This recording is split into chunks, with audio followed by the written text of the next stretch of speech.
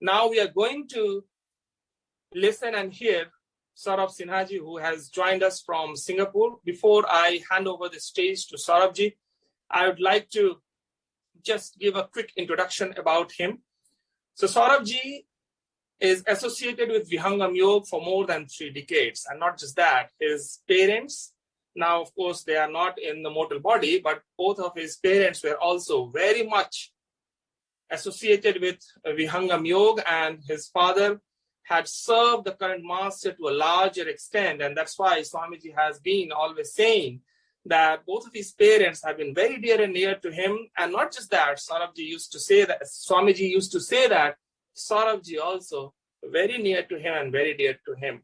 Saurabh is based in Singapore, now citizen of Singapore, and he had been a fund manager in past. Right now he is doing things on his own, and we are fortunate that today he has joined with us, where his wisdom as well as the knowledge about Swarved, knowledge about Vihangam Yog, and of course on today's topic, Sadguru Kabir, on the occasion of Prakatya Divas. I'd like to invite Saurabh ji on the stage to please guide us and let us know and understand what is all about Sadguru Kabir and the Prakatya Divas. Saurabh ji, please. Thank you, Subhash ji. Jai Sadgurudeo, dear friends. Yes, am I audible? Yes, you are audible almost, but I mean, it's not completely, but I think it's okay. Please go ahead. Okay, I'll try my best. Now it's fine, absolutely. Okay. Nice. We can also hear very clearly.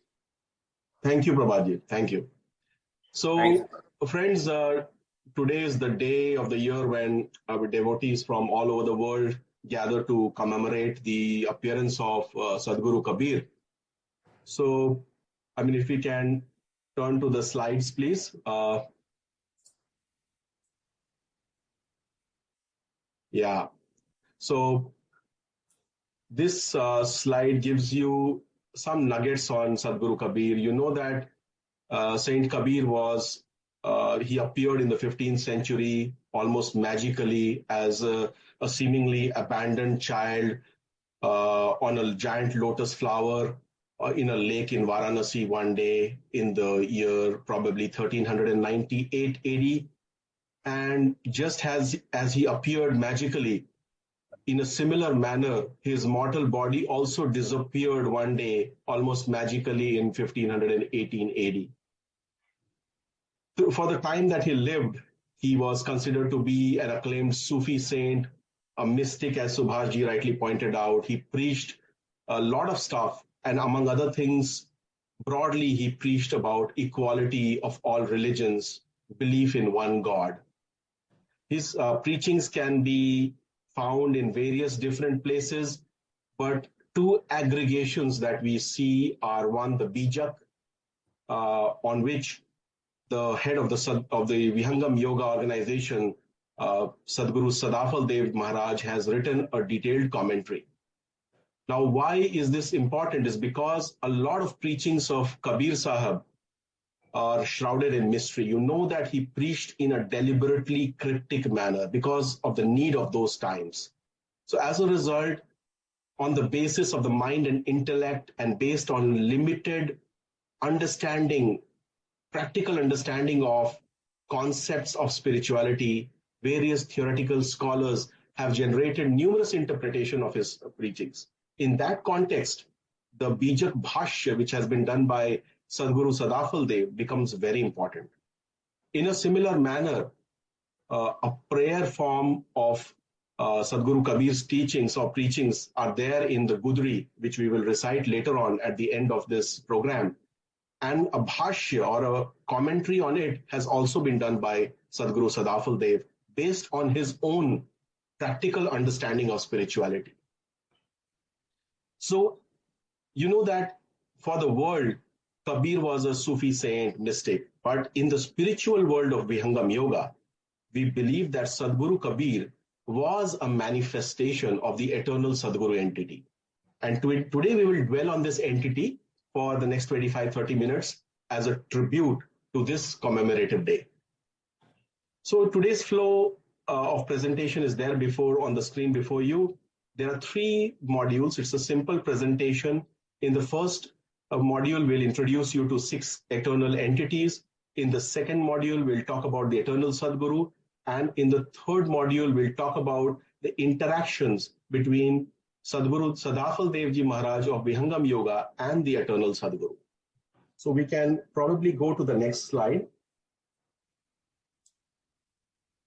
Now, before we introduce you to the eternal entities, we define the term eternal. So what does eternal mean? Eternal has 2 broad parts. One part of eternal is Nitya. By Nitya, we mean permanent or indestructible. And by Anadi, which is the second part of eternal, we mean something that has always existed and will always exist. In other words, we mean eternal means timeless, beyond the dimensions of time.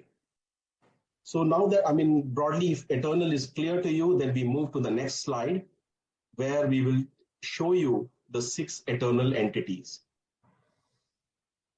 Now, as you can see on this slide, the 6 eternal entities are, number 1 is God himself.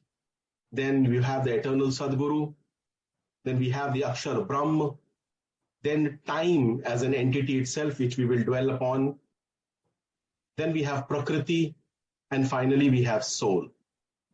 Now remember that these 6 entities are eternal in nature. And one more thing to understand here is that there is nothing in the world and even beyond the world that does not come under the purview of at least one of these entities. In other words, anything that exists comes within the domain of these 6 eternal entities. Now, these 6 eternal entities have been described at length in Swarved. And we will go and talk about these eternal entities in greater detail now. So let's go to the next slide.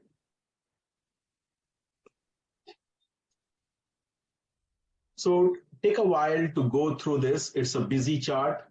We are talking about 6 entities, which are done in blue on the left-hand side. And then we are describing, see, there are many attributes of these 6 eternal entities, but we have picked 3 of these characteristics to compare and contrast these 6 entities to give you a better understanding. So let's talk about God first, which is the first eternal entity. Now, God is the basic framework of existence. For everything that exists, God is the underlying framework. What are God's characteristics? Number 1 is Ati Sukshma, which means he is ultra microscopic. He is Vibhu, which means he is omnipresent. He is Chetan, which means he is a conscious entity. And he is Ananda Swarup, which means he is the epitome of bliss and happiness, which we have not mentioned here, but because we are comparing and contrasting only on entities which are common to almost all of these 6 entities. Beyond God, there is no eternal happiness anywhere in this world. God is therefore the only Ananda Swarup entity that exists. So if you go deeper into it, we also talk about one dimension of God, that is, he is Sarvajya. He is all knowledgeable. Why is he all knowledgeable? Because he is omnipresent and he is a conscious entity. A conscious, omnipresent entity is by default all knowledgeable.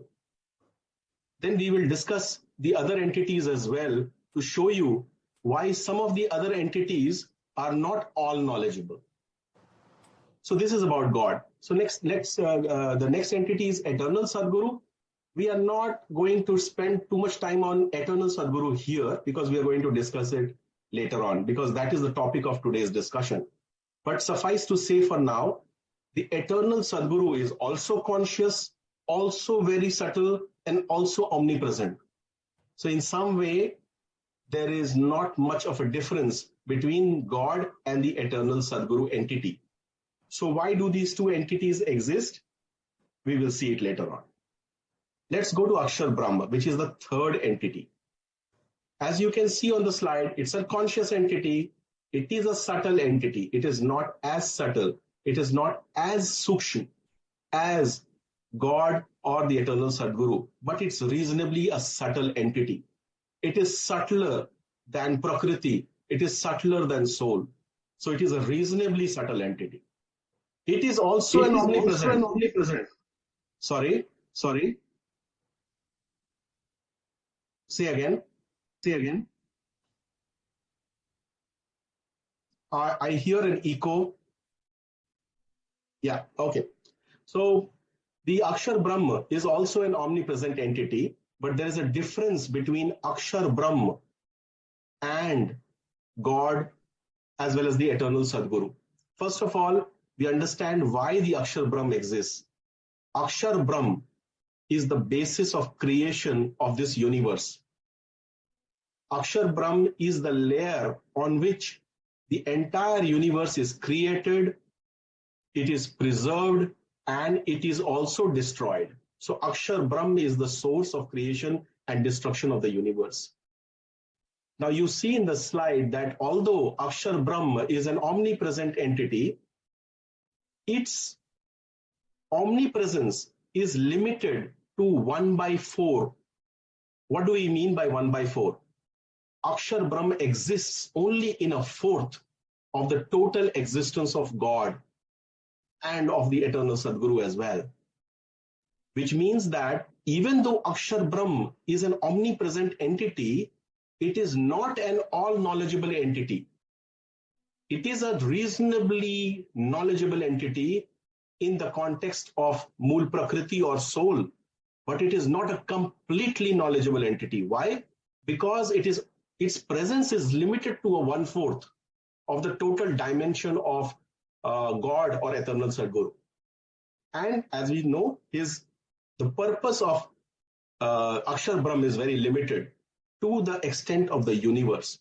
So in the context of the universe, it is the all-powerful, all-knowledgeable entity.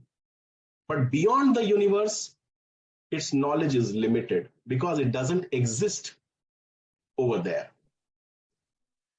Okay, so next on time, everything that happens is on the basis of time. Time is an entity that exists whether or not the universe is there. In other words, whether we are in a state of Srishti, which is what we are in a state right now, or there is no Srishti, the world has folded up and everything has come to a standstill, time still exists. How do we know that? Because Srishti and Pralay are both preordained. For how long a particular block of Srishti, which is called a yuga or epoch, will last is already preordained. When this particular round of Srishti will come to an end is also preordained. After that, what is the period of interlude between this Srishti and the next Srishti is also preordained on the basis of time. That is why time always exists, whether or not the world exists. So therefore, time is also an eternal entity. Then we come to Mool Prakriti. What is Mool Prakriti? Mool Prakriti is also known as Sukshma Prakriti. So when Akshar Brahma, on the desire of God, starts to create the world or the universe, it does so on the basis of Mool Prakriti. Mool Prakriti is in the form of, you would say in Hindi, Parmanu. In English, you can consider it that it is an atomic form. And Akshar Brahma takes some of the Mool Prakriti and creates Sthul Prakriti out of it. So whatever we see in the front of our eyes or through telescopes or whatever exists in the universe is all Sthul Prakriti, which has been created out of Mool Prakriti and which after Pralaya will also return to the level of the Mool Prakriti. So this is what Mool Prakriti is about. And the Akshar Brahm uses the Mool Prakriti to create Sthul Prakriti. Mool Prakriti is not a conscious entity. What do we mean when we say conscious entity? Any conscious entity has desire and it has the ability to fulfill its desire through initiative. And the third characteristic of a conscious entity is that it is knowledgeable. So Mool Prakriti is none of these. So it is an inert entity. It is put to use by a conscious entity called the Akshar Brahma. And this Mool Prakriti is also tapped from time to time by the eternal Sadguru entity for the purpose of getting results in the mortal world. Finally, we come to ourselves, the sixth entity, which is we ourselves, the soul. So soul is the sixth permanent entity. It is also eternal and conscious. However, it is Anu. It is not a Vibhu entity. What do we mean by that? It is not omnipresent. It has a limited existence. Therefore, even though it is a conscious entity like God or like eternal Sadguru or like Akshar Brahm, it is not as knowledgeable because its existence is limited to one place at one time. So whatever knowledge the soul has gained on the basis of its various lives, it is knowledgeable only to that extent. It is not completely knowledgeable. And that is the reason why part of our soul is ignorant. It does not have complete knowledge. And because of this ignorance, and because it is also very powerful as a conscious entity, it falls into the trap of Prakriti. It comes under the vagaries of Prakriti and it comes into the cycle of births and rebirths and conduction of deeds. And as a result of conduct of deeds, it's bound to bear the consequences of the deeds, due to which it has to be born again and again. So having understood the fact that the soul is trapped, we also need to see the other side of soul, that it's a conscious entity. It has the ability to come out of the vagaries of Prakriti. How will it do that? That is where the eternal Sadguru comes into picture. And that is the reason why the eternal Sadguru entity is so important for the soul. We can go to the next slide now, where we will talk about the eternal Sadguru entity. So the eternal Sadguru entity is one of the four conscious, one of the six eternal entities that we saw, and it is one of the four conscious eternal entities. Does not have any source or origin, known by various names. Aj Atri, which we saw in the opening slides, is also known as Hiranyagarbh, and many other names. What are the characteristics of eternal Sadguru? The eternal Sadguru is the first preacher of the world. At the beginning of creation, whenever a fresh round of creation happens through Akshar Brahm using Mool Prakriti, the eternal Sadguru appears with the knowledge of Brahm Vidya. Why does he appear? He appears to disseminate knowledge. Any kind of knowledge has come out of the eternal Sadguru. There will be no knowledge in this world without the eternal Sadguru entity. So the eternal Sadguru entity comes and disseminates this knowledge to the world at the beginning of creation. And not his entry is not restricted only to the beginning of creation. He also appears in all the yugs, or in all the epochs. Even after creation has happened, he continues to appear from time to time. Why? Because he wants to ensure that the flow of Brahm Vidya, which is the knowledge for liberation of the soul is always there in the world. So he does this through either by himself or by appointing Sadgurus. So that is his other job. So the eternal Sadguru can appear on his own, like he appeared in the form of Saint Kabir in one particular period in time. If for some reason the eternal Sadguru entity does not want to come on his own, then he would pick up a liberated soul and send them down to earth, designating them as Sadguru. That is the second kind of Sadguru. The third kind of Sadguru is one where the eternal Sadguru doesn't want to come on his own. He doesn't want to send a soul, designating him as Sadguru, but he looks for the best kind of soul who has been practicing meditation for across several births, and during this particular birth is at the pinnacle, or he's completely deserved. He's a deserved candidate, and then he appears before that particular meditator and gives that particular meditator the secrets of Brahma Vidya and designates that particular entity as Sadguru. That is another one of his roles that he does. And after he has appointed the Sadguru, he is also responsible for ensuring the flow of his knowledge, which is called the Swati, into that Sadguru entity, which is visible or which is there in the world before everybody else.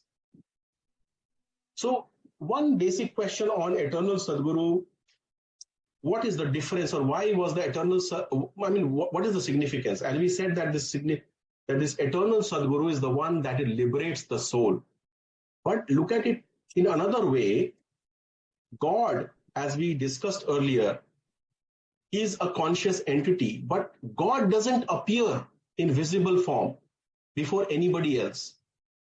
And the eternal Sadguru entity has all the attributes that God has. And he also gives visible appearance, either by appearing in some places on his own or by designating somebody where his Swati, into which his Swati flows, or into whom his Swati flows. Therefore, for souls like us, the Sadguru is the visible representation of God. Otherwise, God is not visible. God doesn't ever appear before anybody. God is to be experienced in the ultimate stage of meditation. And even at the ultimate stage of meditation, the platform, the conscious platform from where God is experienced in meditation is actually the abode of the eternal Sadguru entity. So the eternal Sadguru entity is the hand holder. He picks you from Prakriti, where you are caught in this turmoil or in the cycles of births and rebirths. He picks you from Prakriti and he takes you through various levels of meditation, some in Prakriti and most of it beyond.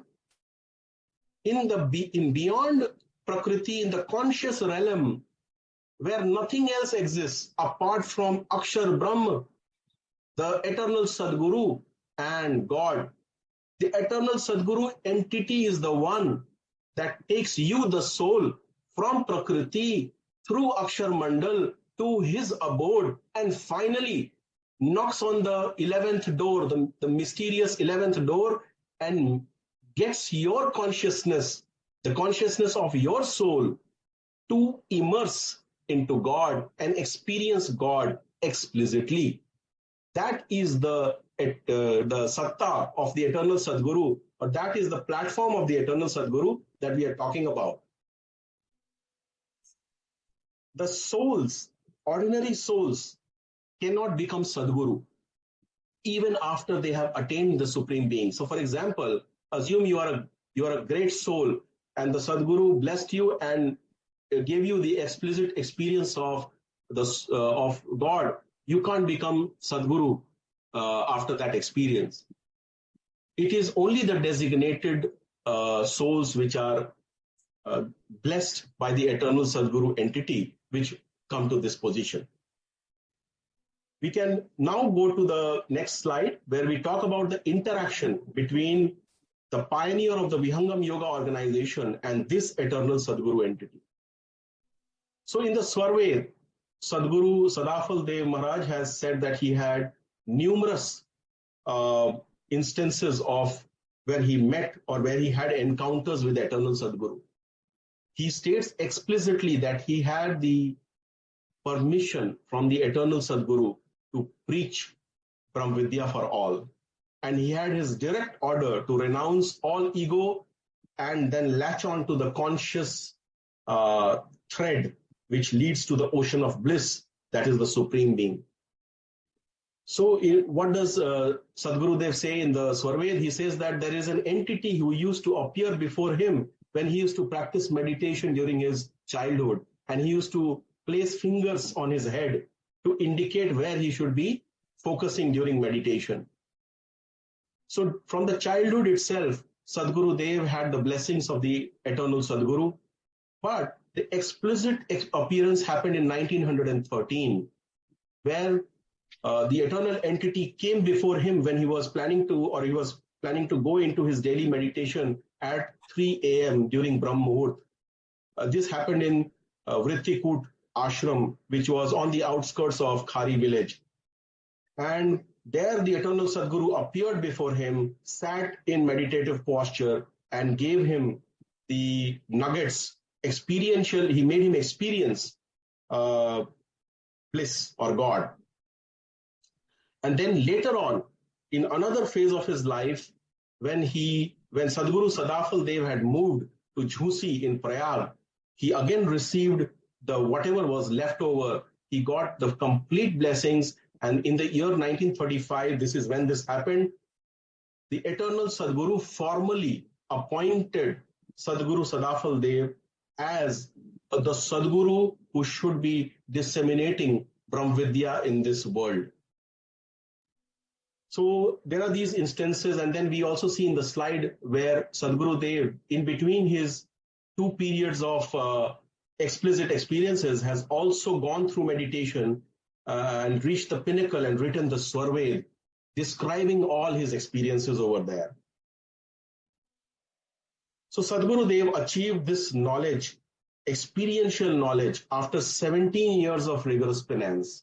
And he wanted to spread this knowledge for the upliftment of humanity. That is the reason why Sadguru Dev is worth worshipping, and he should be taken refuge of by people of the world at large. All the living beings, for their emancipation and spiritual development, should pray and offer their devotion to the Sadguru, to the eternal Sadguru, even the Sukrit Dev, so that spiritual pathway becomes easy and it is a happy experience, and everyone achieves lasting peace and bliss. So this is the end of my presentation. Thank you very much for your patient listening. And there is a source document from which this particular presentation has been culled out, and it will be sent to you later on. And I encourage you to go through it. Everything that has been said today is on the basis of Swarved. The source document is also on the basis of Swarved.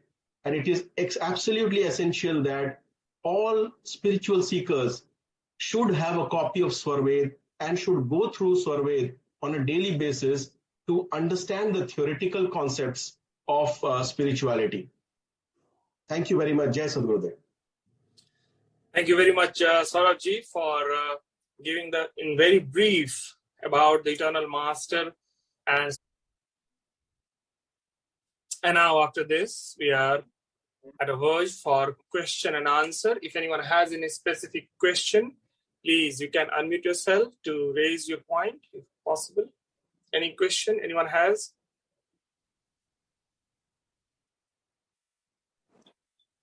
Really, Jai Sri Sadgurudev. Really beautiful presentation by Sri Saurabh ji.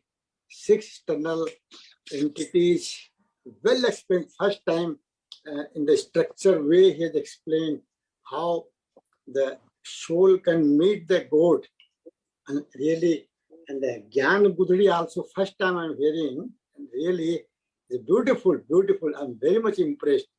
Thank you very much, Vihangam Yog. Thank you, Saurabh ji. Very good presentation. Thank you, Subhash ji. Thank you, जय Prabhat ji. सदगुरुदेव सुभाष जी। जी प्रभात जी, जय सदगुरुदेव। पता नहीं इतने दिनों तक ये रहस्य क्यों छिपा हुआ था, जो आज इतना अच्छे ढंग से सौरभ जी ने समझाया। बहुत ही क्लियर, क्रिस्टल क्लियर, कहीं से किसी भी तरह के की संख्या की गुंजाइश नहीं, कोई भी चीज जो है वो समझ के परे नहीं। बहुत ही बढ़िया ढंग से उन्होंने समझाया और मैं सोचता हूँ जितने लोग सुन रहे हैं वो सब अभिभूत हो गए होंगे सुनकर।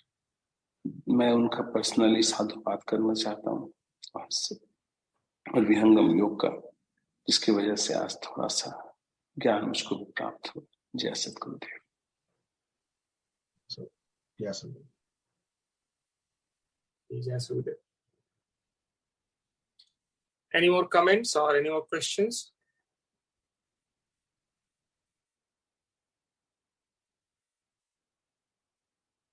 Okay, seems none. So let us move forward from here onward.